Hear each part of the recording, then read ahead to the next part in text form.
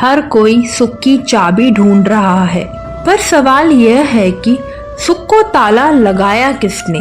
हम ये भूल जाते हैं कि सुख कहीं बाहर नहीं है, यह हमारे अंदर ही है। छोटी मोटी घटनाओं से हताश मत होइए।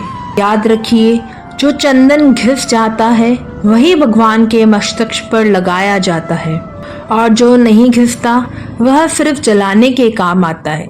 हम करते कुछ और हैं और बोलते कुछ और है, सोचते कुछ और है और दिखाते कुछ और है, लेकिन हमारी हकीकत कुछ और ही होती है।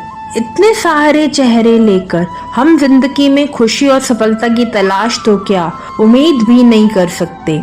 इसलिए आप जैसे हैं वैसे ही बने रहें। अगर आप दिखावटी बनेंगे तो एक दिन अपनी असलियत ही भूल जाएंगे। जैसे जैसे उम्र बढ़ती है, हमें ये एहसास होने लगता है कि हमने बेकार में ही कुछ लोगों को और कुछ बातों को महत्व दे दिया, जिनका हमारे जीवन में कोई योगदान था ही नहीं। जीवन में आधा दुख गलत लोगों से अपेक्षा करने पर और बाकी का आधा सच्चे लोगों पर शक करने से आता है। जीवन में कभी निराश होकर हार मानने लगो तो याद रखना, जीवन में सबसे आश्चर्यजनक चीजें ठीक उसी वक्त घटित होती हैं जब आप आशा छोड़ने वाले होते हो। प्रेम, सम्मान और अपमान एक निवेश की तरह है। जितना हम दूसरों को देते हैं वे हमें जरूर ब्याज सहित वापस मिलता है। कुछ बातें ऐसी होती हैं जिन्हें बोलने वाला शख्स तो बोलकर भूल जाता है, मगर सुनने वाले इंसान के मन में वे तीर की तरह चुभ ही रहती हैं। मौन रहिए या फिर ऐसे शब्द बोलिए जो मौन से ज्यादा कीमती हो। कुदरत का नियम है, पहले इंसान को शक्ति दी जाती है, फिर बाद में समस्याएं। जो भी समस्याएं हमारे पास आती हैं सबका समाधान है, पर शर्ते हम थोड़ा सोचें और अच्छा सोचें, सही दिशा में सोचें। समस्या देखकर कभी जीवन में हार नहीं माननी चाहिए।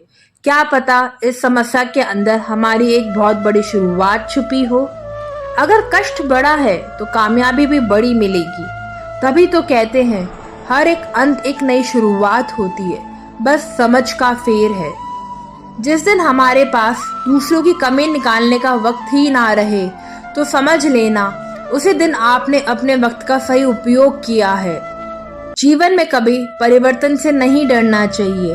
अगर हम कुछ अच्छा खो सकते हैं तो उसे भी अच्छा हासिल कर सकते हैं। अपने आप को ऐसा मत बनाओ कि लोग तारीफ करें तो आप खुश हो जाओ, अगर वे बुराई करें तो आप दुखी हो जाओ।